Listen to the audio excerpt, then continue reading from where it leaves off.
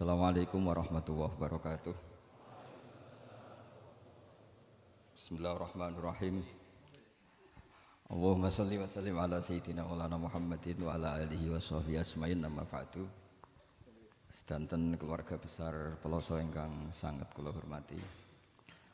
Utamanipun Kiai Haji Zainuddin Jazuli, Kiai Haji Nurul Huda, Kiai Haji Fuad Ningbat.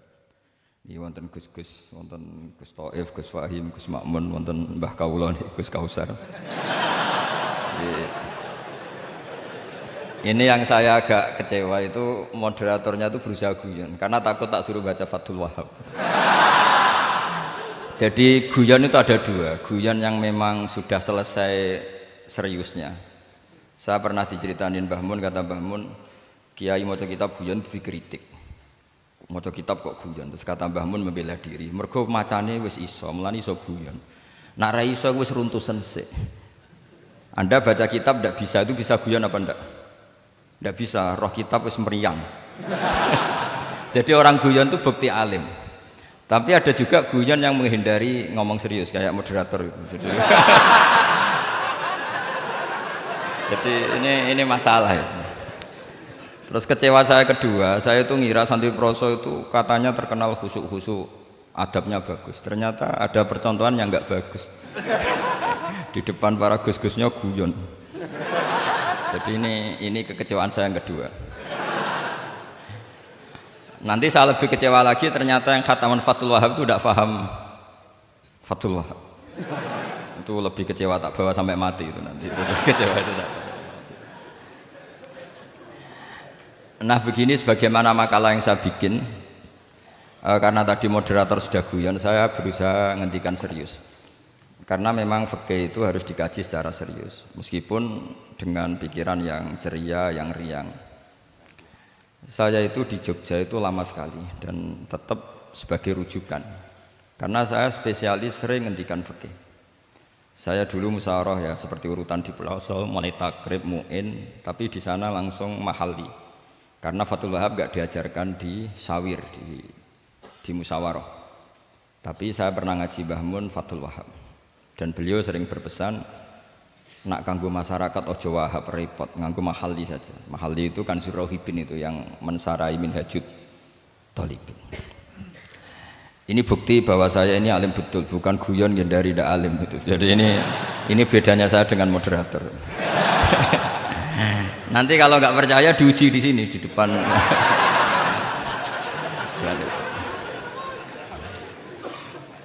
Saya ngaku alim itu bukan karena sombong, tapi keharusan. Karena begini ya, kalau kamu punya istri mau melahirkan, itu mesti nyari tulisan bidan. Barokahnya tulisan itu kamu tahu siapa bidan. Kalau kamu gigi sakit pasti cari tulisan dokter gigi. Sekarang kriminal kita adalah yang tahu Wahab tidak menulis ahli Fathul Wahab, ahli Fathul Qorib, sehingga masyarakat itu susah nyari konsultan ahli fikih karena santri Peloso tidak menulis di rumahnya ahli Fathul Wahab, ahli Fathul Qorib. Lo itu penting supaya orang tahu. Setidaknya kenapa nyuwun sewu banyak, kalau saya boleh agak merovokasi, dan itu bagus, provokasi itu bagus kadang, tapi untuk kebaikan. Kenapa orang-orang lain itu menjadi rujukan? Karena mereka memaklumatkan diri, dengar gelar RC, MA, terus ahli fikih. Tapi kita yang ngaji Wahab, khatam, musyawarah khatam, nggak nulis di rumahnya ahli Fathul Wahab. Setidaknya Anda nulis, konsultan kalau ingin mondok ke Peloso. Sehingga orang daerah kamu kalau mau mondok ke Peloso, konsultasi ke kamu. Tapi kita terlalu adab. Padahal awalun nubuwah itu dimulai dari at-tahaddi. At-tahaddi memaklumatkan diri kalau beliau adalah seorang nabi. Jadi kalau kamu boyong harus memaklumatkan diri. Saya tidak bakul-bakul, saya ahli Fathul Wahab. Lah ini khataman Fathul Wahab cerita baku. Wah itu innalillah wa inna ilaihi raji'un. Ini harus gimana mau? Ya Anda harus tersiksa dengan keterwakilan oleh ini.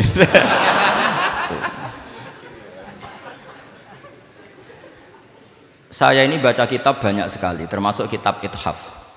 Ketika beliau mensarai Ihya, itu cerita kitab yang saya baca fil fikhi itu dihitung mulai mazhab Syafi'i sampai Hanafi semuanya. Saya baca kitab tasawuf ini. Jadi memaklumatkan diri. Awal dari nubuah itu memaklumatkan diri. Sehingga orang gampang nyari. Kalau orang bisa nyari bidan, nyari dokter gigi karena tulisan. Kenapa orang kesulitan nyari ahli Fathul Qarib? Kalau kamu ahli konflik tulis saja, konsultan spesial cerai karena pengalaman pernah cerai, tulis saja. Kalau ahli jomblo tulis saja, ahli perjodohan. Supaya orang tahu keahlian kamu di mana. Saya di Jogja memaklumatkan diri, saya bisa baca Wahab, saya bisa baca Bukhari, saya bisa. Bukan dalam konteks sombong, karena kebutuhan umat yang ingin tatap bu'u asari Rasulullah, mencari-cari asari Rasulullah itu terpenuhi. Itu dengan ngaji orang yang ahli. Tunjukkan kalau baca kamu benar dan sebagai solusi umat. Umat ini punya problem banyak dan kamu mengajar dengan manhaj yang jadi solusi, yang jadi solutif, yang bisa jadi jalan keluar. Tapi kita enggak. Santri itu banyak keluar dari pondok, tapi karena miskin, sudah dari mbahnya bapaknya memang sudah miskin ya. Terus atas nama humul, atas nama ikhlas, terus sering menyembunyikan diri. Menyembunyikan diri, pura-pura ada alim, memang sebetulnya ada alim juga kadang itu. Akhirnya terus orang sampai nggak tahu kalau itu alumni pondok. Tapi ketika ada orang konsultasi sama pihak lain, mereka tersinggung karena kok nggak ke dia. Mau ke dia gimana? Nggak ada tulisannya, nggak ada potongannya. Malah tadi cerita mbakku segala itu kan apa ya? Nah, saya ingin kembali lagi. Saya punya teks hadis yang riwayatnya seperti ini. Meskipun hadis itu misalnya dhaif, banyak aditnya, banyak penguatnya. Idza zuharatil bid'ah wal fitan. Sebagian ada tambahan wasubba ashabi. Fal yudhiril alim ilmahu. Orang alim harus menampakkan kealimannya. Wa illa fa alaihi la'natullahi wal malaikati wan nasi ajmain. Justru kalau tidak memperlihatkan kealimannya dia kena laknat. Artinya yang sopan-sopan tidak memperlihatkan kefathul wahabannya, maka malah melihatkan kembakuannya. Itu jatahnya fa alaihi la'natullahi wal malaikati wan nasi ajmain. Ya setuju ya? Oke, waktu kenalan. Coba betapa tersiksanya Syekh Zakaria Al-An. Tadi itu mulai ngomong tuh nggak pernah menyebut Syekh Zakaria Al-Ansori. Kayak apa tersiksa? Kitabku dikaji nyebut jenengku era gelem. Padahal Syekh Zakaria Al-Ansori syarat menjadi orang alim seperti dari sekian tarjamah, istilahnya dalam bahasa Arab terbaru itu tarjamah itu Syekhul Islam Syekh Zakaria Al-Ansori. Itu saya pilih yang dari kitab Manhajus Sawi karannya Habib Zain bin Smith. Itu dari sekian manaqib yang saya baca di Sulaiman Al-Jamal di mana-mana. Paling menarik itu. Syaratnya jadi orang alim itu dua, punya guru alim, punya murid alim. Karena Anda akan tersiksa. Sangat-sangat tersiksa. Ngaji sama gurunya takut disuruh baca, gurunya alim, mau ngorek ya meriang muridnya alim. Itu yang dialami Syekh Zakaria Al-Ansori. Sehingga beliau ngendikan duqiqtu baina hajaroini. Saya ini ditempa dua batu, cara Jawa digebek dua batu. Mau ngaji ya takut karena gurunya alim alamah yaitu pengarang Fathul Bari Ibnu Hajar Al-Asqalani. Mau mulang ya meriang mergo dia murid alim alamah jenis Ibnu Hajar Al-Haythami. Dadi sampai ngaji ya persiapan, sampai mulang ya persiapan. Kayak apa susahnya jadi Syekh Zakaria Al-Ansori, mau ngaji setoran ya persiapan, mau ngajar persiapan. Makanya kata Mbah Mun, syarat utama ulama itu harus punya murid alim. Saya pernah didhawuhi Mbah Mun, aku mau gak ada anak Gus Najih itu Gus Najih, saya juga izin jadi kiai. Karena syaratnya jadi kiai itu udah anak alim di murid alim. Izin gak jadi kiai rasa sukses juga kata beliau. Makanya saya ketika kecelok alim itu senangnya bukan main beliau, karena terpenuhi status tadi. Nah ini kalau khataman Fathul Wahab terus bakas baku ini roh Kiai Jazuli tersiksa ini gimana? Ini gimana ini sini? Kalau ukurannya kan gampang, moderator kan dipilih yang paling baik, setidaknya ngomongnya lah. Kalau tidak ilmunya ya ngomongnya. Terus Anda terwakili oleh orang yang enggak jelas. Nggak, saya gojlok ini tidak dosa, karena kalau betul saya ini dosa karena ngerasani orang, berarti jadi kafarah dosanya dia.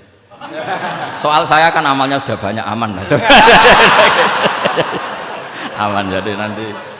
Jadi kalau jatah hasanah saya harus diminta dia, tak kasih aja. Gampang. Masih surplus banyak. Ya masih surplus, masih banyak. Kan orang itu kalau baca Quran satu huruf itu dapat 10 kebaikan. Saya ini hafal Quran, sudah agak terhitung itu sudah. Itu untuk kamu tak saati satu huruf cukup nanti kalau kalau nanti nuntut di akhirat itu tak kasih satu huruf itu cukup. Jadi, ya nggak apa-apa, nanti silahkan nuntut nanti di apa akhirat. Tapi kamu lebih saya tuntut. Kamu itu siapa kok nyuruh saya di sini itu? Tapi dosanya lebih besar lagi. Itu. Saya teruskan ya, saya cerita yang serius. Syarat jadi orang alim itu punya guru alim, punya murid alim. Karena sebagian dari ilmu itu bukan ditempa guru tapi ditempa murid. Imam Fathul Bari, Sohibu Fathul Bari yaitu Syekh Ibnu Hajar Al-Asqalani, itu beliau sangat mencintai Nabi Musa justru karena dengan tanda kutip protesnya. Jadi ketika Nabi Musa diajari Nabi Khidir dari awal sudah ngendikan innaka inni ala ilmin, atau innaka dulu ya gak apa-apa, dibalik-balik gak apa-apa karena semua kitab kadang riwayat bil makna. Innaka ala ilmin allamaka wah malam a'lamhu wa inni ala ilmin allamanillah malam ta'lamhu. Kira-kira terjemahan bebasnya, kamu punya ilmu yang diajari Allah saya tidak tahu, saya punya ilmu yang diajari Allah kamu tidak tahu, maka innaka lan tastati'a ma'iya sabra, kamu tidak mungkin bisa menyabari saya, bisa memaklumi saya. Tapi kata Nabi Musa ngotot, tidak, saya harus belajar sama anda. Oke, silahkan belajar tapi jangan tanya. Pertanyaannya itu jangan tanya, fala tas'alni, kamu nggak boleh tanya. Kalau kamu ingin jadi murid yang baik nanti jangan tanya, itu dosa. Ya dengarkan saja. Nah, tapi Nabi Musa tetap tanya. Ketika ada kejanggalan secara syariah, Nabi Musa tetap tanya. Dan itu oleh kitab-kitab tasawuf dianggap dengan tanda kutip kesalahannya Nabi Musa. Meskipun min babi hasanatil abrar sayyiatul muqarrabin. Tapi di kitab fikih itu dipuji sundul langit. Protesnya Nabi Musa. Jadi di kitab tasawuf disalahkan karena kitab tasawuf pemuja tadi ketertaatan pada guru. Kitab fikih enggak. Ini bukti adallud dalil bahwa Musa itu orang pilihannya Allah. Dia tidak sabar, beliau tidak sabar kalau melihat kemungkaran. Jadi gugatannya Nabi Musa dianggap apa? Sur'atu ghiratihi fillah atau sur'atu ghairatihi fillah. Ada yang baca ghairah, ada yang baca ghirah. Ini karena ngadepi santri Fathul Wahab. Saya terpaksa baca 2 kali. Siji ben ketok alime, nomor loro nak kowe ra iso tak warai, nak maca. Karena dalam kiro asap ya mesti gitu, kalau nggak doikin jadikin. Karena yang satu cara berpikir masdar itu aslul mustaqot, maka nggak perlu kena harokat munasabah. Jadi saro yasiru sairon, tidak perlu siron. Faza yafuzu fauzan, tidak perlu fuzan karena masdar aslul mustaqot. Jadi tidak perlu kompromi dengan harokatul munasabah. Tapi orang Arab tetap bilang dikul maisha. Apa? Tetap bilang dikul maisha. Tapi kiroah kita fala takufi doikin, bukan pakai apa? Dikin. Ya, makanya kemungkinannya 2. Saya baca 2 kali ben ketok alime. Karena saya ini menghormati sampean. Mosok ngundang wong ra alim kan isini-isini wong. Nomor 2 anak kowe ra iso tak warai. Kalau bacanya itu 2. Jadi andai kan saya ngajar di Pondok Pelosok, saya baca mesti 2 kali. Wayah sibu zaidun kada, wayah sabu zaidun kada. Karena dalam qiraat sab'ah ada yang baca yahsibu, qiraat kita baca yahsabu. Tapi guru-guru kita kalau ngajar fikih itu bacanya yahsibu. Tapi kalau baca Quran yahsabu. Ya kan Quran kita kan ayah sabu Allah yaqdiru alaihi ahad, bukan dibaca ayah sibu. Saya teruskan. Jadi syarat jadi orang alim itu harus punya guru alim dan murid alim. Imam Fathul Bari ketika menganalisis Nabi Musa itu beliau memuja Nabi Musa. Ini bukti ghirahnya Nabi Musa yang luar biasa. Beliau paling tersinggung kalau untuhikat hurumatullah. Orang sudah ditolong kok gak matur nuwun malah merusak perahunya. Jadi itu secara syariat itu mungkar. Kalau mungkar ya harus diprotes. Artinya itu sifatu madhin. Protesnya Nabi Musa itu sifatu madhin, bukan sifatu dhammin. Itu Ibnu Hajar Al-Asqalani, gurunya Syekh Zakaria Ansari. Ketika orang tasawuf nganggep yang dilakukan Musa itu agak-agak mazmum karena protes sama guru. Pertanyaan saya ke anak-anak Fathul Wahab, kamu milih siapa? Milih partainya Ibnu Hajar Al-Asqalani apa milih partainya orang tasawuf? Selama ini roh potongan ini sampean milih sing tasawuf. Karena sampean dengan ilmu pas-pasan ini gak suka kalau ada murid tanya. Mboten ngaku mawon. Tapi karena tadi logika syariatnya kata Ibnu Hajar Al-Asqalani, Musa itu kalimullah termasuk ulul azmi, sementara Khidir hanya seorang nabi. Apa yang dilakukan Musa tentu lebih keren karena beliau seorang nabi dan rasul. Jadi jangan kira terus di situ merupakan mangkobah, satu derajat yang luar biasa bagi Nabi Khidir mengalahkan Musa, itu enggak. Tapi ini juga mangkobah bagi Musa, betapa enggak sabarnya beliau ketika untuhikat furumatu. Dan itu Ibnu Hajar Al-Asqalani dalam bingkai itu. Jadi beliau itu sangat ringan sekali. Artinya gini, kita bahas Zakaria Al-Ansori enggak bisa tambah bakas gurunya, yaitu Ibnu Hajar Al-Asqalani. Nanti sama bakas muridnya. Lah yang mulai bakas muridnya itu kamu harus siap-siap. Karena kiai-kiai di pelosok itu alim alama. Masalahnya nanti pasti di muridnya. Saya Zakaria Al-Ansori aman karena punya murid Ibnu Hajar Al-Haytami. Ibnu Hajar Al-Haytami aman karena punya murid Zainuddin Al-Malibari yang ngarang ya, mulai jenengan ini. Jadi masalah bukan pada gurunya, tapi pada siapa? Muridnya. Terus Ibnu Hajar Al-Asqalani itu orang yang luar biasa. Saya pengagum beliau karena saya kalau baca Bukhari pakai pertolongan sarah beliau yaitu Fathul Bari. Itu beliau kalau protes, sukanya memang protes. Beliau itu nakot itu ahli kritik, ahli protes. Beliau termasuk sering kritik Imam Nawawi, kritik orang-orang sebelumnya. Tapi ya dalam konteks kebaikan. Imam Nawawi itu punya sarah namanya Sarhu Muslim Lin Nawawi. Terus beliau punya kitab fikih Minhajut Thalibin yang disadur oleh Syekh Zakaria dari Manhajut Thulab. Yang satu pakai Minhajut Thalibin jamak mudzakkar salim, yang satu pakai Manhajut Thulab pakai jamak taksir. Kitab Minhajut Thalibin sendiri dari kitab Muharrar karangan Imam Rafi'i, terpaut sekitar 3 orang sampai ke Imam Rafi'i dari Imam Nawawi.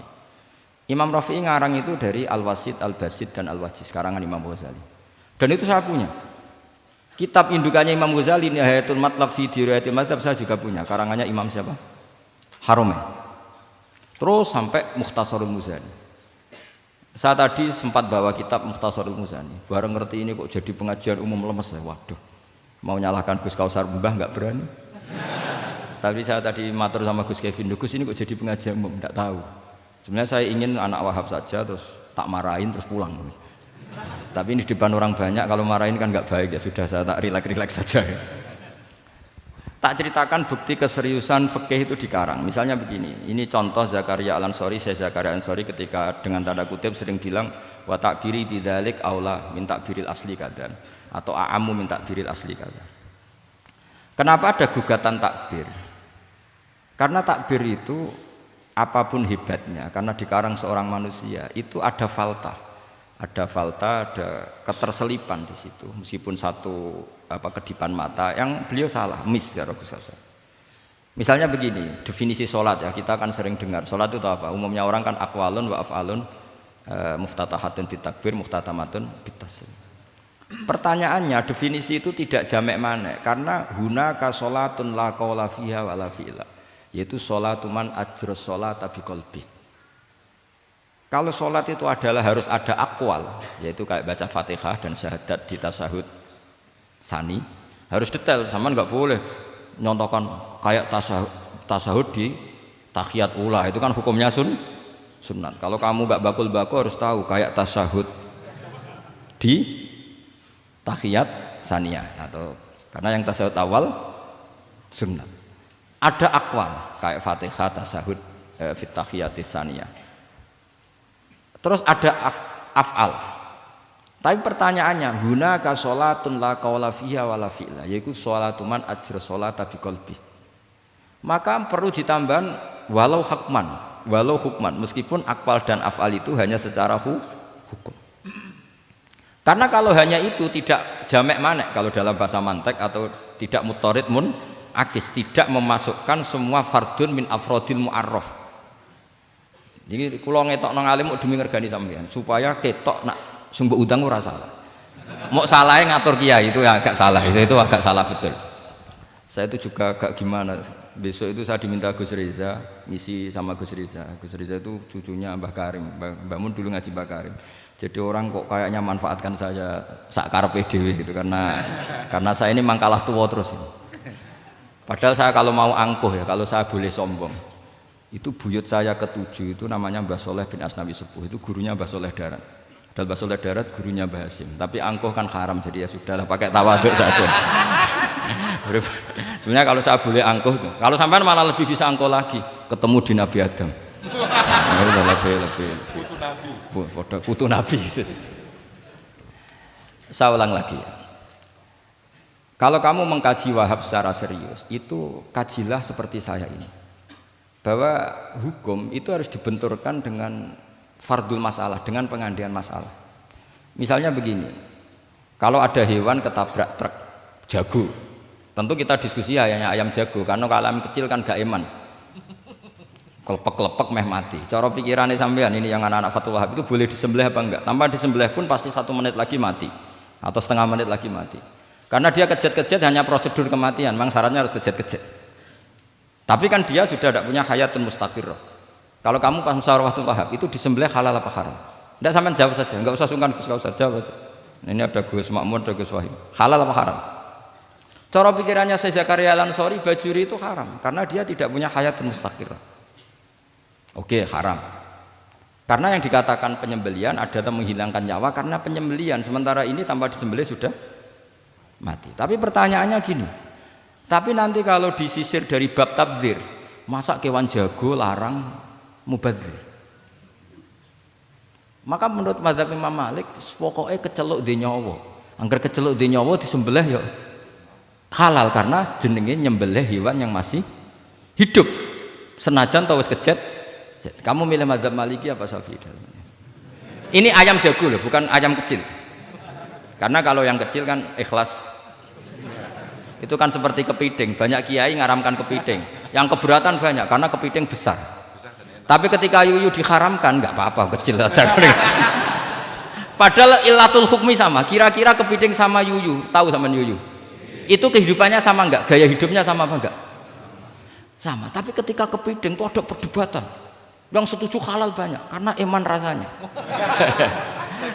Tapi ketika yuyu dikatakan haram, ada nggak yang protes? Nggak ada. Ikhlas semua kayak gitu. Ini ahli fikih apa ahli nafsu gitu.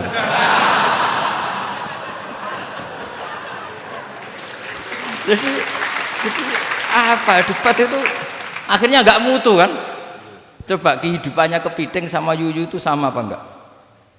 Sama. Kenapa kepiting mukhtalaf alaih kalau yang yuyu hampir semua kiai meyakini haram? Kenapa? Sama. Saya itu pernah betul ngalamin, saya mau pas jalan-jalan sama putri saya, ada ayam jago ditabrak truk gitu. Sudah kejet-kejet, tanya orangnya, Gus ini halal enggak? Saya bilang untuk kamu halal. Lama-lama orangnya penasaran, kok untuk kamu, untuk hukum kok ada untuk kamu, untuk... Akhirnya tanya, gak Gus mestine iku piye? Kon tak haramno ya ora siap, wong kon iman nggih Gus bener. Ya misale cara jenengan. Aku kiai kurang pegawean tapi ya mangan pitik kejet-kejet aku ya. Tapi ini logika ya, logika yang dibangun fikih. Fikih itu kalau bangun kaidahnya gampang. Fikih itu gampang sekali karena sesuai fitrah manusia. Misalnya fikih itu kadang saya baca itu ya tertawa. Coba orang wajib mandi karena keluar mani. Ya sudah keluar mani wajib mandi. Sebetulnya keluar anak itu tidak ada hadisnya, nggak ada dalilnya. Tapi wajib mandi orang nifas itu karena mengeluarkan anak.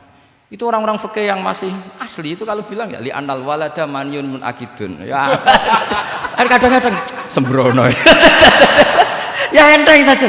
Mbah jenengan tak nonton tenan kok ngendikane gitu. Li anal walada maniyun munakidun. Jadi sampean itu ya maniyun munakidun. Jadi khurujul mani itu ya punya far'ul hukmi yaitu khurujul walad. Sama-sama yujibul ghusla. Karena sama-sama apa? Maniyun batin mbah tak nut-nut tenan kok terus ini ajak guyon apa piye gitu. Dan ulama itu memang rileks. Ketika Syekh Zakaria Al-Ansori membela mazhab Syafi'i yaitu dalam konteks tahur. Kita tahu kan kalau ghafir itu mengampuni, kalau sering mengampuni disebut ghafur. Syakir orang yang terima kasih, kalau sering syukur disebut syakur. Sehingga rata-rata sifatnya Allah itu ikut sifat mubalaghah. Wahhab, faul ya. Ya kan itu aturannya gitu kan, fa'alun aw mif'alun aw fa'ulu fi kasratin an fa'ilin badil. Nah, logikanya kalau wa anzalna minas sama ima'an tahura, artinya kalau nak maknani gini, wa anzalna lan nurono ingsun Allah minas sama isange langit, nurono ma'an ing banyu tahuron kang iso nyucikno bolak-balik. Karena faul adalah untuk lil kasroh atau lil mubah. Harusnya enggak ada mustakmal. Maka saya sering kadang balelo, enggak ada mustamalan karena wazannya faulan, tohuron. Tapi Imam Zakaria Al-Ansari, Syekh Zakaria Al-Ansari bela-bela madzhab Syafi'i, kata beliau, ya'ti faul bima'nal alat, kayak sahur lima yutas saharubi. Tapi ya agak-agak takalluf. Agak-agak apa? Termasuk takallufnya lagi, Syekh Zakaria Al-Ansari, atau faul bima'na takrir atau mubalaghah fi udwin wahid. Di sini biasanya baca udwin apa udwin, enggak tahu saya, pokoknya bacanya 2 kali enggak apa-apa. Umumnya apa? Udwin ya. Ya sudahlah, ikut partai sampean saja. Saya ini agak grogi, saya pakai madzhab peloso harus ikut guru apa madzhab sarang yang enggak harus ikut tapi akhirnya salah, enggak tahu saya, karena kata Mbah Mun gitu kalau membela diri.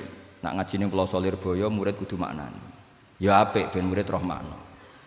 Tapi nak sarang gak oleh dimaknani. Kesarang ketika dinyek al ilmu sayyidun wal kitabatu qaiduhu qayyid apa suyudaka fil hibalil wasiqa, kata beliau iya tapi nak naline kakean ya mati padha wae. Itu karena itu jadi itu guyonan ya, guyonan manhaj. Ini sudah saya sampean ini koalisi yang baik. Karena saya punya madzhab sarang, sampean punya madzhab peloso, harus sama-sama konsisten dengan madzhab masing. Nanti di mahsyar nanti kita ketemu. Siapa yang ahli Fathul Wahab, siapa yang ahli Bako.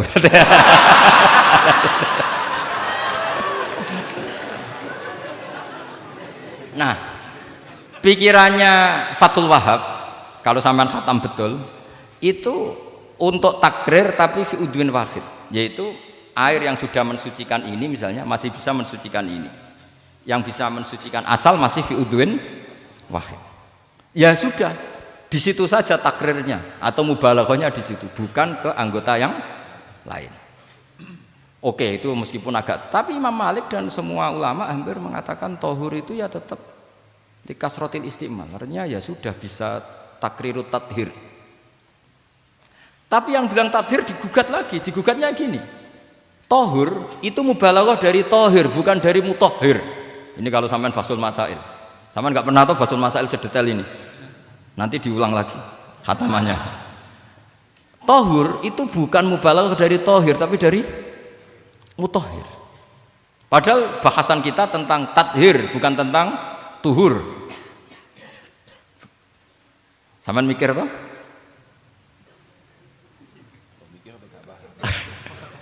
Enggak usah dijawab apa diterangkan? Apa ngaji lagi aja, enggak usah bohong dulu.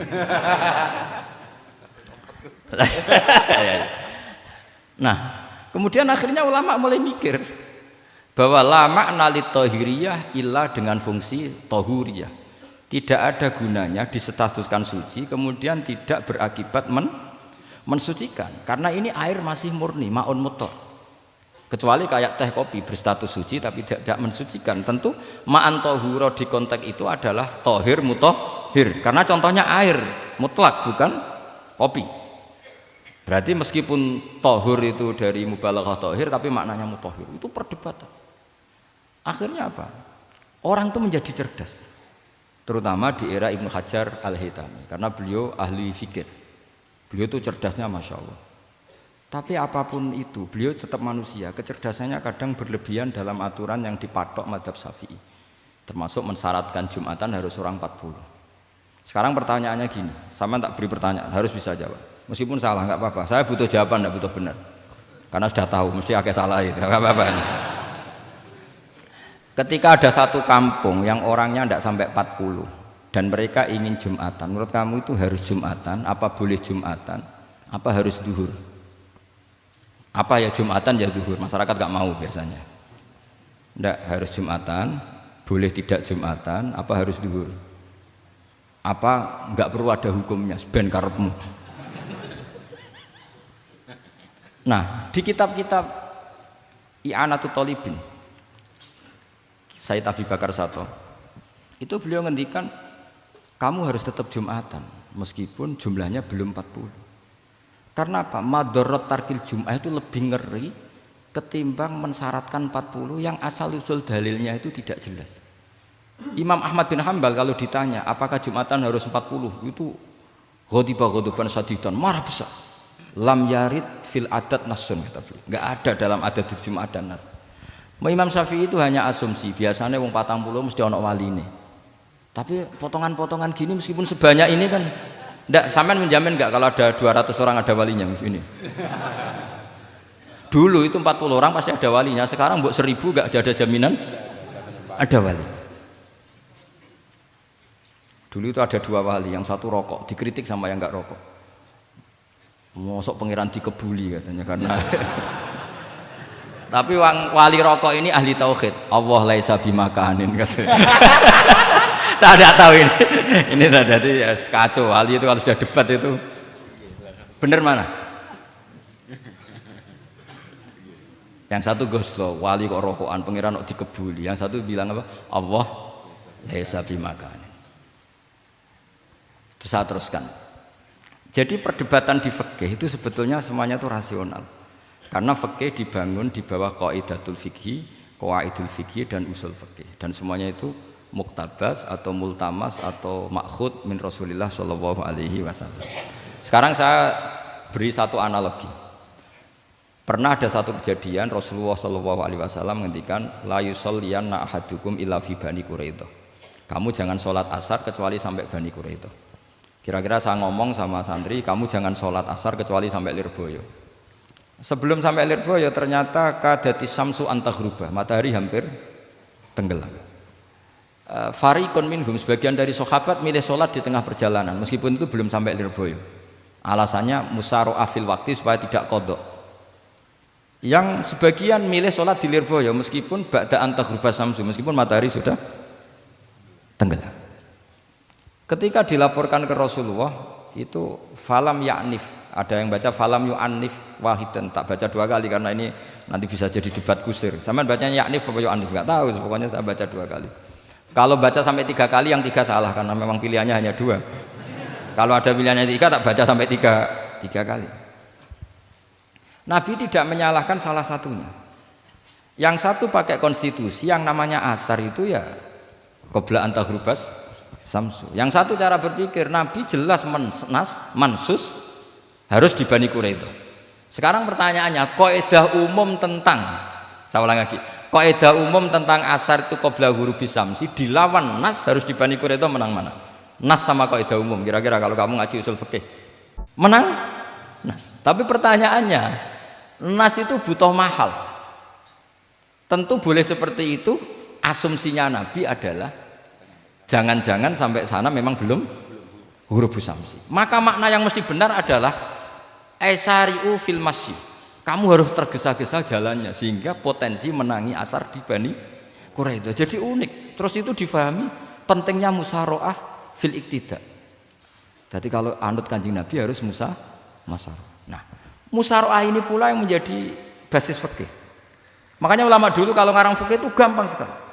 Kalau orang tidak paham, makanya nggak bakat wali. Sebenarnya fikih itu gampang sekali. Bagi yang gampang maksudnya, hamba tidak usah itu. Misalnya begini, Fathul Mu'in, Fathul Hab semuanya ngendikan wa yusannu nasyatun di sholatin. Jadi wa yusannu lan den sunatno apa nasyatun gumrega, semangat di sholatin krana ngadiri sholat. Fa inna wa ta'ala zamma tarikihi, sama sih ingat takbirnya. Zamma itu ngritik sapa wa utawa modho sapa tarikihi, pakai jamak mudzakkar salim. Tarikihi ing wong sing ninggal nasyat. Terus beliau mendalil qala ta'ala wa idza qamu ila sholati qamu kusala. Ciri khas orang munafik itu kalau sholat itu malas-malasan. Maka saya itu sering bilang ke santri saya, pokoknya nak jamaah kudu ono melayuni. Entah berapa kadarnya harus ada melayuni. Guling-gilingan musyaroah. Karena di semua teks kebaikan adalah fafirru ilallah. Lari, ada unsur larinya, ada unsur musyaroahnya. Nah, lalu lama-lama mengatakan makna hadis ini yang mesti adalah pentingnya musyaroah. Enggak perlu berdebat tentang boleh enggak sholat qabla lusul ning Quraidah atau tidak. Tapi harus, karena begini, yang mesti salah begini, ternyata kayak melakukan santai-santai ngopi sik, rokok sik, jagungan sik. Nabi kira-kira bisa maklumi enggak ketika cara jalannya seperti itu kemudian matahari terbenam. Karena ini yang pasti salah. Paham ya? Karena enggak sampainya sana karena salahnya sendiri ngopi sik santai. Lah itu namanya fikih. Jadi fikih itu dari analisis yang normal. Makanya saya sering sekarang akhir-akhir ini sering kampanye kitab Sajaratul Ma'arif. Dan itu saya serius dengan kampanye itu karena dikarang oleh Sultanul Ulama. Jadi kalau di wali ada Sultanul Aulia, di ulama juga ada Sultanul Ulama, yaitu Syekh Izzuddin bin Abdis Itu kalau ngarang fikih itu gampang sekali. Saya punya kitab beliau Qawaidul Ahkam. Beliau ketika cerita kenapa harus ada sholat dihormatil waktu, beliau rangkanya enak sekali. Kalau santri sarang, Lirboyo atau Peloso atau santri mana saja, biasanya kalau pergi ke terminal, yang di terminal itu kan nggak layak, apalagi ya dulu nggak layak, pokoknya kalau pipis itu pasti kena najis lah celana.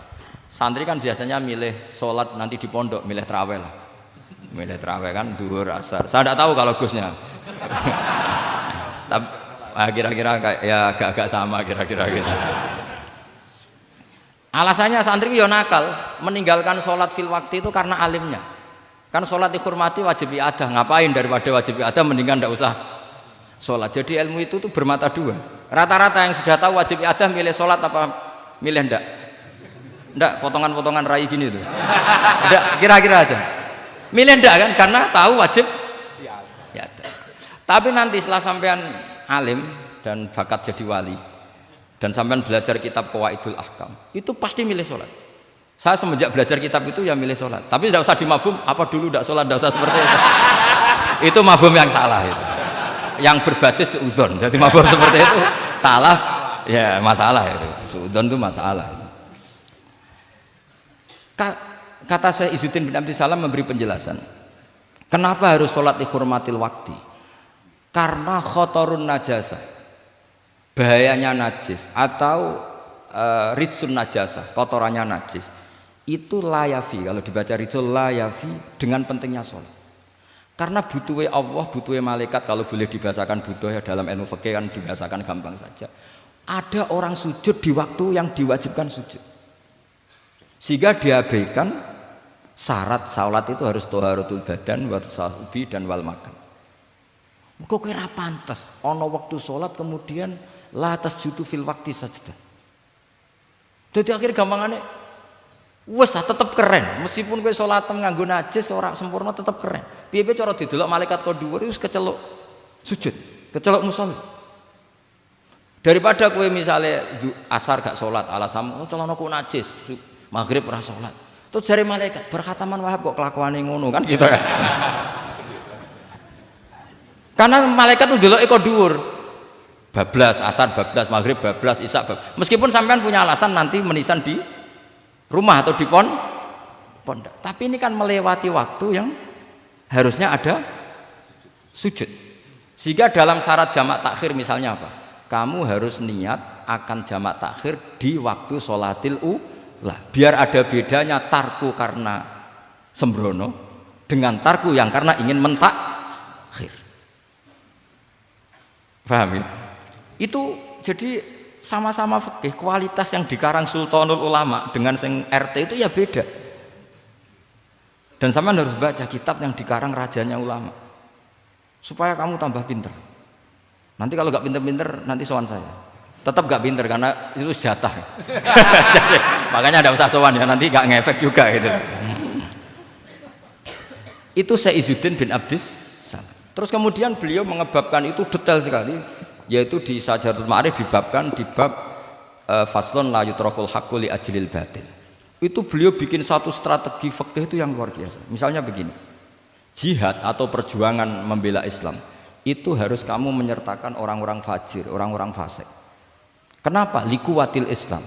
Karena kesalahan orang fajir itu tidak seimbang dengan pentingnya syaukatul Islam atau syaukatul Muslim. Terus saya itu dulu ya iskal itu ya agak protes, tapi ini ulama wali. Sampai saya sholat berkali-kali, ya Allah, saya beri kefahaman tag ini. Kalau terpaksa beda, nanti saya mohon ketemu beliau, saya mau protes. Sama nggak usah tahu caranya ketemu wali-wali yang sudah meninggal. Nanti kalau sudah jadi wali tahu sendiri. Jadi tidak usah tanya. Akhirnya saya sholat dan akhirnya faham tanpa ketemu. Karena saya bayangkan ketemu ya lebih sulit, mendingan minta faham timbang minta ketemu. Logikanya begini, misalnya nyun sewu kita di Daril Harbi, bayangkan kita di Daril Harbi atau zaman Indonesia dijajah Belanda. Saya ulang lagi ya, dalam konteks jangan sekarang, contohnya sekarang nggak perlu perang, zaman dijajah Belanda. Kita misalnya milih pasukan Hizbullah dan Sabilillah selektif, yang sholatnya benar, yang puasanya benar, yang toharohnya benar. Kira-kira dapat pasukan berapa coba? Nggak, jawab saja. Kan hanya dapat pasukan sedikit. Sementara misalnya Belanda Bisa pasukan banyak karena tanpa seleksi. Di sini nih hebatnya Rasulullah Shallallahu Alaihi Wasallam. Kata beliau wal jihadu madin mundu ba'atsan ya Allah ila yaumil qiyamah sampai ila ayyuqatila akhiru ummati ad-dajjal la yubtiluhu jawru jairin wala adlu adilin. Sebagian riwayat langsung wal jihadu tetap wajib pun alaikum ma'akul libarin wafa jirin. Nah, penjelasan Nabi kenapa kita harus berjuang mengawal Islam meskipun harus ma'akul libarin wafa jirin. Ya kalau di isim fa'ilnya umumnya guru-guru kita baca barin, tapi untuk masdarnya untuk kebaikan bacanya apa? Birun. Nanti kamu protes, oh barun itu daratan Gus, kalau birun itu kebaikan. Aku itu macaku kamus luwes suwi bocah kok sembrono. Saya ini karena meneliti kiro asap, jadi insya Allah kalau masalah lughat itu saya sudah bukan sawir lagi Fathul Wahab, sudah di atasnya itu. Sampai sama tidak usah tersinggung, biasa aja maksudnya. Karena ini kompetisi, kalau sama nggak cocok ya harus bersaing, jangan geremeng tok. Gus Pak sombong enggak, ada usah bilang gitu, saingi saja. Makanya saya terkenal alim itu seneng, karena senengnya itu tadi, yang ngidolakan saya ingin ikut, yang hasut kompetisi, jadi seru. Jangan yang hasutnya antet, wah itu gak fair itu. Itu gak fair, wah itu pasti ngadepi langit gitu. Nanti urusannya sama Allah itu. Gak sama saya, langsung sama. Saya ulang lagi ya. Ilmu itu harus dianalogi dengan fikih, dilogika dengan fikih, dikiaskan dengan fikih. Sekarang misalnya ada orang sok ikhtiyat, wah perang kok ambek wong fasik gak enak gini-gini, wong fasik perilakunya gini-gini. Pertanyaannya adalah, kalau kita nyeleksi hanya orang soleh, kita dapat pasukan berapa? Misalnya zaman kita melawan Belanda. Sama sekarang kita ngawal pembangunan masjid, kadang yang nyumbang gak sholat, kadang yang nyumbang yang hasil korupsi, kadang yang nyumbang orang-orang yang cara muamalah babal kedua. Itu coba kalau kamu tolak, potensinya gini, ini oke, sekaligus PR. Saya berkali-kali nyontohkan ini, sampean boleh tidak setuju, tapi nanti menghadapi saya di akhirat, tidak di dunia, di akhirat. Nanti kita sowan Allah bareng-bareng bener siapa? Loh, saya tidak main-main, karena ulama dulu, sampean lihat di Mu'in di Fathul Wahab, kalau sudah ngendikan ulama, wahada madhabun al-qawwahabi, ini madhab yang saya siap ketemu Allah. Jadi ukuran madhab benar itu bukan diputuskan di sawir Fathul Wahab, tapi madhabun sing al-qawwahabi, madhab yang saya ketemu Allah dengan madhab itu. Misalnya gini, ada orang fasik lewat di depan saya, punya uang 1 juta. Delalah pas itu qadzafawa fi qalbihi hubbal ulama. Misalnya. Pas itu delalah beliau senang ulama terus bilang gini, Gus Pak, uang ini tak kasihkan kamu 1 juta. Dia fasik, misalnya terkenal syaribul khomri. Saya ini menurut pertanyaan saya, ini jawab saja. Kamu salah nggak apa-apa. Wajib menerima apa haram menerima apa bebas mubah. Ayo milih di polling. Nggak usah sungkan Gus Kausar. Ini beliau-beliau posisi senior, milih nerima apa nolak, wajib apa sunat, sunat apa wajib. Nah logika harus terbangun begini, kalau kamu terima maka akan dicibir. Malam di Fathul Wahab tiga duit saya kok gelem, bolak-balik nak duit gelem aja. Itu juga masalah kan, kiai latihan jatuh kan, artinya posisinya ada mantep-mantep amat. Udah gak ada keramat itu. Sama jangan niru saya, aman udah itu. Bayangkan sampean yang latihan nyai itu. Tapi pertanyaannya kalau sampean tolak, terus ista'ana bihadhihi darahim lil maksiyah. Tak kena kiai ra gelem, tak kena demenanku. Dan hari itu andaikan dia tidak punya uang 1 juta, dia tidak bisa kedemenannya. Gara-gara sampean tolak, dia punya alat untuk maksiat lagi. Kalau seperti ini jadi haram apa wajib? Loh, berarti sampean gak jawab anut aku. Artinya sampean jawab kan terprovokasi saya kan? Terprovokasi narasi. Terprovokasi narasi. Itu kriminal untuk calon ulama gitu, itu nggak boleh. Nah, logika ghanimah kira-kira seperti itu. Ghanimah itu normalnya haram. Normalnya haram karena ghanimah itu min amwalil kufar. Dan notabene amwalul kufar adalah bukan sekedar mukhtalithah, aksaruha mungkin minal haram. Tapi kenapa ghanimah dihalalkan di hadil ummah?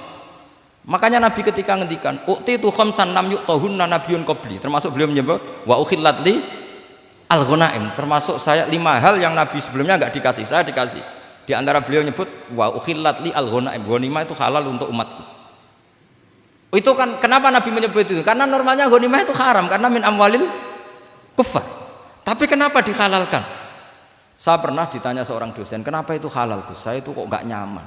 Karena ini jenis orang ikhtiyat. Terus saya bilang gini, andai kan kamu digarong sama garong, kemudian garong itu bawa senpi, bawa pedang. Karena kamu merasa itu tidak milik kamu, monggo gadani jenengan beto malih. Wah ya tidak bisa Gus, nanti dipakai garong lagi. Sama amwalul kuffar. Andai kan lau a'toinahum, andai kan kita kasihkan lagi ke mereka, maka akan dipakai isti'anah, dipakai pertolongan atau alat untuk kekuatan kekafiran mereka. Di sini sirinya kenapa ghanimah menjadi halal. Tapi kenapa Nabi sebelumnya kok dikatakan haram? Karena logikanya memang haram. Itu hebatnya Allah Subhanahu wa taala sama para kekasihnya. Ada kekasihnya yang dipilihkan haram, yaitu Nabiun qabla Rasulillah sallallahu alaihi wasallam. Karena normalnya memang haram. Ada nabi yang fikihnya lebih dinaikkan lagi, yaitu dihalalkan supaya harta ini tidak dipakai i'anah alal maksi. Sampean milih fikih mana coba? Lah saya berharap pintere Khatam Fathul Wahab itu paling enggak sampai seperti ini. Barimu nantang saya enggak apa-apa. Tapi nanti ketemu di akhirat. Nah itu fikih. Jadi fikih itu. Nah, tapi kan iso wae Gus nampani khadzun nafsi lah, itu mulai masalah kan. Makanya yang seperti itu jangan untuk khadzun nafsi. Karena kita butuhnya itu nyita supaya ini enggak dipakai kekuatan maksiat. Jebule mbek kon malah go ngopi rokokan. Nah, ini orang kan terus curiga, jebule nek ambek dhuwit ya do gel. Buktikan kalau Anda tidak pakai. Kamu terima sebagai penyitaan, tapi Anda tidak pakai. Wah itu hebat. Tapi kalau kamu terima wajib, kemudian kamu pakai poya-poya, wah itu ya fikihnya benar, kelakuannya ra benar. Nah saya berharap Anda memahami fikih itu sampai seperti saya ini. Syukur-syukur lebih. Meskipun ya agak-agak mukhalaf tapi bisa diperjuangkan itu. Enggak apa-apa. Kamu doa di saat istijabah, ya Allah saya ingin mengalahkan Gus Baksa, ridho dengan doa itu. Tapi tak jamin enggak mustajab. Karena sudah berbasis ghil, kebencian itu. Doa yang berbasis hasud pasti tidak mustajab. Jadi makanya saya rela kalau ada kompetitor karena tadi pasti. Jadi fikih itu gampang. Misalnya begini lagi, saya beri sekian contoh. Di sini tadi saya minta Gus Kevin untuk membawakan Babul Hijrah, juz 4 kitab Mahalli. Karena Mahalli itu namanya Kanzur Rohibin sebetulnya, cuma yang ngarang Mahalli lebih terkenal dengan istilah apa? Mahalli. Beliau nyarai kitab Minhajut Thalibin. Imam Mahalli itu senior. Jadi Syekh Zakaria Al-Ansori itu ya beliau sudah menyulap Minhajut Thalibin jadi Manhajut Tulab, tapi beliau ikrar kalau itu awal-awalnya dari Imam siapa? Nah, sekarang pertanyaannya gini, saya misalnya nempat di Korea Selatan atau di Amerika, saya sudah punya tanah di sana, saya ulang lagi punya tanah di sana, punya komunitas di sana juga saya nggak diperlakukan buruk, bisa sholat, bisa puasa. Hukumnya saya pindah ke Indonesia atau ke Mekah atau kemana saja, hukumnya haram apa boleh? Saya tidak mendapat perlakuan yang macam-macam. Kalau saya disakiti dan dipaksa menjadi kafir, maka wajib hijrah. Kalau nggak ada pemaksaan itu, kira-kira hukumnya gimana? Ada ulama yang mengatakan hukumnya haram hijrah, harumatil hijrah. Karena apa? Li alla yastauliya bitil kalbukah atau tikal bukah al kufaru. Karena sebetulnya kamu tidak dianggap sekedar pindah ke Indonesia, tapi membiarkan tanah yang dulu kamu pakai sujud, tanah yang dulu kamu pakai sholat, tanah yang sudah menjadi komunitas muslim menjadi komunitas kafir. Berarti dianggap pembiaran. Itu fikih. Jadi fikih itu logikanya sebetulnya normal. Maka seperti ini, saya masih ingat betul pernah didhawuhi Mbah Mun ketika di Madinah. Nak zahire hadis ya, iku Sayyidina Ali iku ya ono salah. Ndak salah loh redaksinya, ono salah. Mergo Nabi sering muji wal Madinatu khairun lahum law kanu ya'lamun. Madinah adalah kota terbaik. Sataftahuna kadza wa kadza, Nabi sampai gitu. Tapi Nabi selalu ngendikan wal Madinah khairul. Tapi Sayyidina Ali tetap pindah ke Irak, Kufah ya, zaman itu terkenalnya istilahnya Kufah karena belum ada istilah Irak. Ke Kufah. Pindah ke Kufah, kemudian beliau menyebarkan Islam di Kufah. Terus punya murid awal namanya Hasan Basri, murid paling sukses. Itu orang-orang Basrah, bukan orang Temanggung, orang Basrah. Itu orang Basrah. Semua riwayat mengatakan itu orang apa? Basrah, jelas bagul-bagul. Bukan. Itu sangat jauh dari. Nah, karena Hasan Basri murid paling sukses ini pindah ke Basrah, maka ilmu setelah itu Basrah. Sehingga idza ikhtalafatil Kufah wal Basrah quddimatil Basrah. Akhirnya menyebar sampai Baghdad, jadi kubbatul Islam. Orang bisa dikatakan alim kalau sudah dikatakan alim di Baghdad. Termasuk Imam Syafi'i itu ngajinya di Baghdad. Padahal beliau lahirnya di Gaza. Huzah itu kalau sekarang itu apa? Gaza. Askolan itu juga Palestina. Nah, dawe Mbah Mun. Tapi Sayyidina Ali ku wong alim. Saiki nak wong Islam tengok-tengok ning Madinah berarti membiarkan bumi Allah di sana-sana itu tanpa ada Islam. Akhirnya Sayyidina Ali tidak mengikuti dohire hadis. Tentu Nabi Sayyidina Ali pasti mengikuti hadis, tapi hadis wal Madinatu khairul lahum law kanu ya'lamun itu ada konteksnya. Keluar dari Madinah linasril ilmi itu juga ada konteksnya. Sehingga kenapa dulu ketika futuhat, saya ulang lagi ketika futuhat, itu banyak sahabat yang sudah di Madinah mapan, ketika Mekah sudah takluk 100% sama Sayyidina Umar ditawari, halla raja'tum ila Makkah tatufuna bil baiti kada wa kada wa fadliyatus salat fil haram ka alfi salatin fi, itu dipuji-puji. Mbok yo pindah ke Mekah, Mekah sekarang sudah milik kita, salat di Mekah itu ka alfi salatin kada wa kada. Tapi kata para sahabat yang sudah di mana-mana, di Persia itu kalau sekarang Iran, di Lebanon, di Syam kalau dulu, kata beliau-beliau itu paling banter kalau saya di Mekah ibadahnya tawaf, tapi kalau di negara-negara ini adalah nasrul Islam. Wa nasrul Islam itu da'bul ambiya bihada ursilatir rusul, karena nasrul Islam itu para rasul diutus. Akhirnya mereka terus hidup di mana-mana, termasuk muridnya Sayyidina Ali, menurut sebagian cerita terus pindah ke Baros itu. Kemana? Baros. Jadi Islam pertama di Indonesia itu muridnya Sayyidina Ali yang di Sumatera itu. Nah, pertanyaannya adalah, kalau kamu punya murid atau anak pamit mau kuliah di Jerman atau di Australia, kamu milih melarang apa menyuruh? Kalau melarang, kalau menyuruh takut katut perilaku barat. Kalau melarang berarti kamu membiarkan Jerman tanpa ada yang sujud. Padahal semua bumi diciptakan Allah, ju'ilat lanal ardu kulluha masjidan. Lah itu fikih. Fikih akan berdebat untuk hal-hal seperti itu. Ini saya beri contoh. Ini masih ada waktu 10 menit. Ya, jangan lama-lama nanti malah bingung. Yang bingung tidak sampean, saya juga ikut bingung nanti kalau kelamaan. Tidak, supaya ini logika ini apa? Logika fikih ya, fikih yang sedap ini tadi sudah halaman 227 ya. Ini tidak supaya sampean tahu,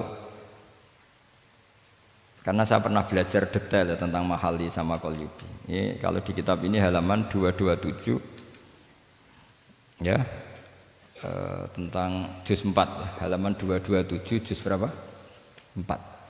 Saya beri contoh ya, ini supaya clear ya masalah posisi kita. Jadi misalnya sama orang Indonesia pindah ke negara lain, terus Indonesia kemudian ditempati orang-orang yang nggak benar, berarti kamu ikut tanggung jawab. Saya baca, Bismillahirrahmanirrahim.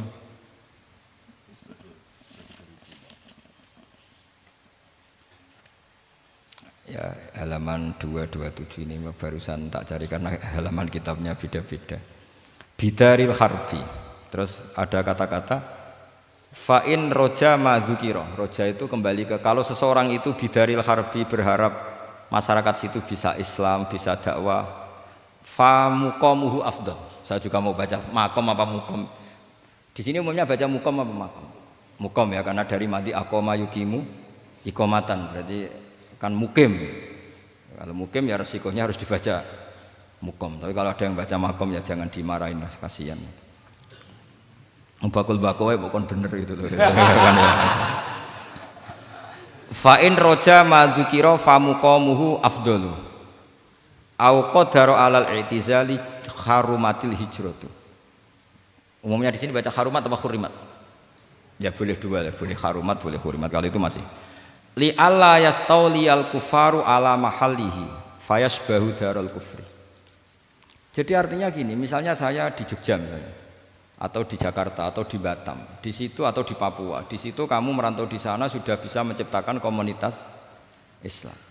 Kemudian kamu pindah, itu bukan dianggap pindah secara mubah karena kangen keluarga, enggak, tapi ada masalah. Setelah kamu pindah ini yang menghuni siapa? Jangan-jangan min dari sujud ila niklab misalnya. Itu fikih. Jadi fikih itu sebetulnya normal saja. Tapi karena kita baca tidak detail, terus kayak apa gitu, kayak fikih itu aneh semua. Dasar gak bakat alim. Jadi sebetulnya fikih itu normal. Gitu. Makanya kembali ke tadi, kalau orang alim tidak mau izharul ilmi, fa alaihi la'natullahi wal malaikati wan nasi ajmain.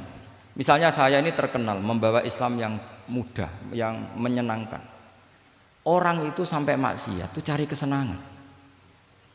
Orang sampai maksiat itu karena cari kesenangan. Tapi kalau kesenangan itu tidak didapatkan fit to'at, karena to'at dikampanyakan secara agak teroris. Kamu sholat tidak mesti diterima, karena baju kamu nggak mesti semuanya halal. Sujud kamu tidak mesti diteror, sehingga orang yang sholat tuh, sholat ya orang mesti ditompo, mendingan nggak sholat. Kita ini kan mikir seperti itu. Coba nyun sewu, kalau orang-orang Kristiani, kalau kampanye gimana? Setiap orang mati bersama Bapak di surga. Sementara kita sudah kiai mati masih didoakan ingkana muhsinan. Itu murid kita loh. Itu kan gak sopan sekali. Murid dongakno gurune ingkana muhsinan. Murid kualat. Gurune kok muhsinane ditaklek ingkana muhsinan. Cara aku dadi gurumu sembrono guru darane. Susah apa sing muni kana muhsinan ije dikein. Itu kan saya belum pernah doakan Mbah Mun gitu. Kalau saya mendoakan beliau supaya diampuni, doa saya tak rubah gini. Ya Allah antal ghafur wa anta dzu maghfirah. Maka sepatutnya jenengan mengampuni guru saya. Jadi saya itu kalau bilang ingkana itu kayak gimana gitu.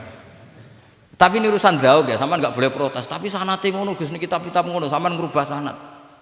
Ya saya kalau enggak bisa apa-apa kalau sampean protes gitu. Sampai ngerubah adab kalau gitu. Nak protes-protesan. Lu coba misalnya Syekh Abdul Qadir Jailani itu Sultanul Aulia ya. Terus beliau misalnya wafat di Ploso. Terus kamu berdoa ingkana muhsinan coba. Ini ketuane wali di ingkana. Boyo wong ndek akhlak sithik gitu maksudnya. Wong sak donya iku ya tabarraku bi. Ya tabarraku nabi. Saiki ditaklek ingkar. Saya tuh belum pernah doain guru-guru dengan, meskipun saya tahu itu doa yang, karena pilihannya gini, misalnya sampean protes, Gus wong sanate ngono. Jangan-jangan mancen apalam mau ikut tok.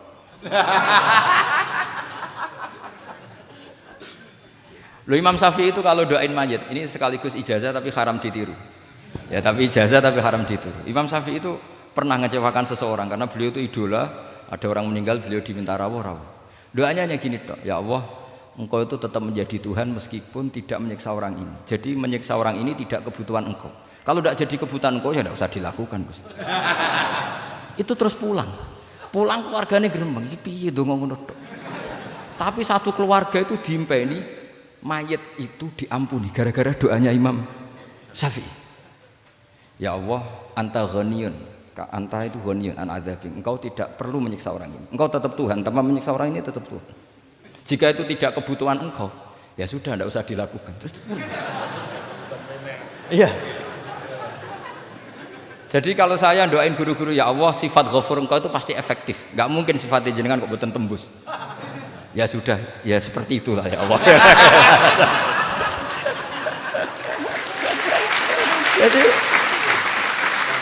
Jadi itu urusan daug, sampean nggak boleh protes.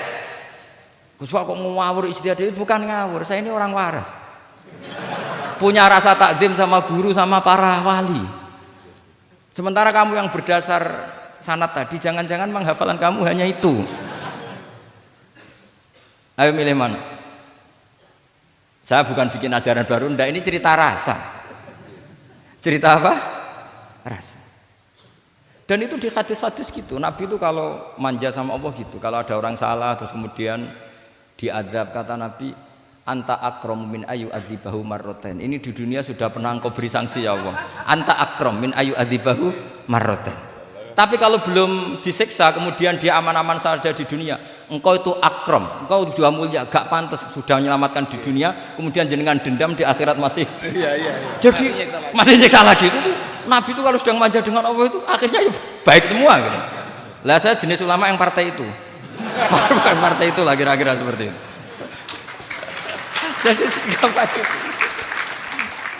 Ya jadi ini relax saja ini monggo niki tadi sesuai janji saya hanya 10 menit dari sekarang. Saya juga mungkin saya nanti tetap pulang karena saya besok ngajar di setainya Gus Yofur. Mungkin saya itu sudah janji sama istri saya setelah Yai wafat paling saya ini dibully pernah sepuh itu 2 tahun. Semoga setelah 2 tahun saya naik lebih sepuh. Pakai dalil-dalil yang agak-agak angkuh tadi karena terpaksa. Jadi sekarang ngalah 2 tahun, setelah itu saya pakai sanad yang saya sepuh gitu. Supaya nggak digekongkonan terus gitu. Tapi saya tidak tahu tingkat adab saya sampai berapa tahun saya tidak tahu gitu. Tapi saya mohon sama yang Musairin Fathul Wahab, ilmu itu dianalisis secara cerdas, ceria dan mudah. Saya dulu itu ya iskal sama hadisnya Nabi kullu ummati mu'afan illal mujahirin. Semua umatku dimaafkan asal ketika dosa itu nggak cerita kalau dosa. Saya dulu jenggat. Orang dosa cerita dosa itu kan kesannya jujur baik gitu. Tapi setelah saya pikir-pikir itu bener Kanjeng Nabi. Misalnya sampean cerita ning anakmu, lihat zaman mondok peloso sering nak marung utang gak bayar ya biasa. Ya biasa sekolah gak munggah. Itu jujur apa mengajarkan? Mengajarkan suatu saat anak sampean goblok persis bapak. Maka penting tidak jaru itu penting. Makanya kata Nabi semua umatku diampuni kecuali yang cerita-cerita dosanya. Karena dengan cerita itu artinya apa? Misalnya sampean zaman puber pacaran. Terus kamu cerita, "Lah aku dhisik untuk ibumu ya pacaran." Oh, tak goncekno ngalor ngidul. Itu jujur, tapi soal anak kamu pacaran kan alasannya apa? Niru bapak. Tapi nak kamu sok suci, pacaran haram. Oh. Pak, lah kowe kok untuk ibu? Wah, itu pangeran peparinge. Lo kan ora bodoni, wah iku peparinge pangeran. Gak pacaran Pak. Oh pacaran haram tuh. Kena muni ora kan bodoni. Pacaran haram tuh. Aku untuk bojo peparingi Allah. Wah itu dimaafkan malah itu. Lo coba nyuwun sewu, ini analogi ya nyuwun sewu. Kalau andekan semua yang pernah zina itu ngaku zina. Kalau itu jumlahnya 1000 saja, 1000 itu punya keluarga. Satu orang minimal punya keluarga 10. Akan dipakai justifikasi kalau suatu saat zina berdasar pernah Pak D-nya atau Pak L-nya, iya enggak? Tapi kalau semuanya enggak ngaku dan semuanya nyuwun sewu sok suci, wanteng ning masjid, sak wiridan nuwangi, suwan anak putune kok, wah mbahku khusuk kuat. Padahal nangisnya perkara nyesal tahu mau. Tapi artinya apa?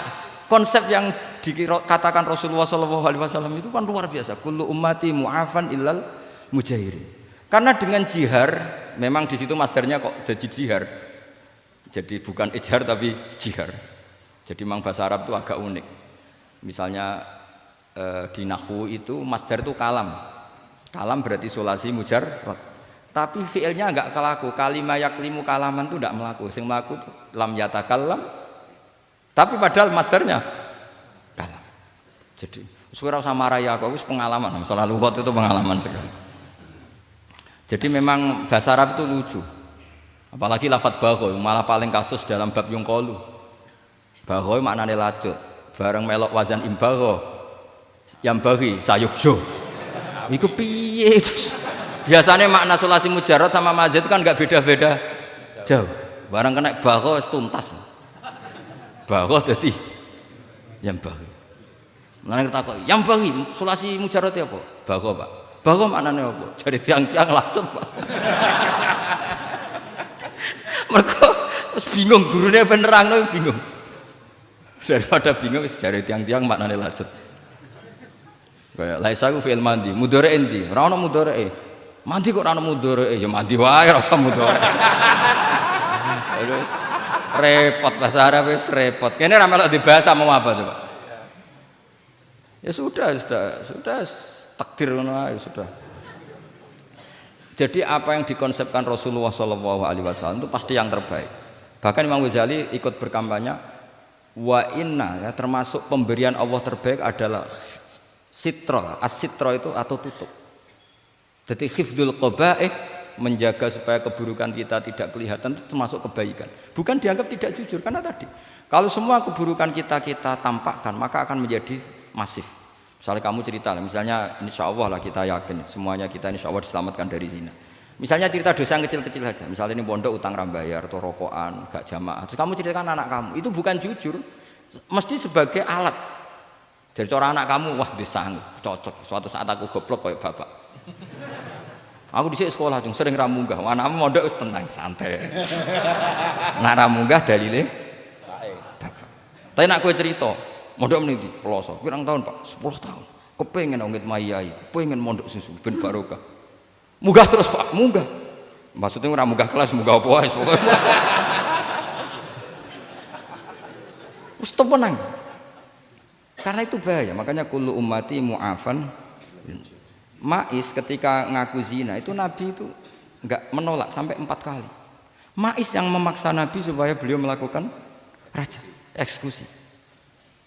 Semua ketika meminta saran sama sahabat, halla satarta bidzalik, kamu enggak usah cerita. Karena tadi logikanya kalau ada Ma'is ya, jangan-jangan yang lain juga ya, itu kan menimbulkan macam-macam. Itu hebatnya Islam, malah kita diajarkan awamastur aurati wa amin rawati. Kayak apa baiknya Islam? Tapi kita sekarang karena tidak baca hadis, lalu ada gerakan jujur. Mari semua meresapi dosa masing-masing. Kamu pernah ini istighfar terus nangis. Jebule gerakan ngono iku ya nyun sewu ya ono duwike kan yo repot. Tidak usah seperti itu. Ikuti hadis Rasulullah Shallallahu Alaihi Wasallam bahwa termasuk nikmatnya Allah Taala itu adalah tertutupi semua kesalahan-kesalahan kita. Dan itu barokah bagi hadaddin karena kesalahan tidak muncul. Loh itu sudah untung, agama sudah untung. Ketika kesalahan tidak munculnya agama sudah ikut diuntungkan. Coba kalau semua yang maksiat itu kelihatan, kan seakan-akan hadil ardu mamlu'ah bil ma'ah masih. Tapi ketika maksiat itu sembunyi-sembunyi, kemudian sing syiar itu adzan, pengajian, kan bagus.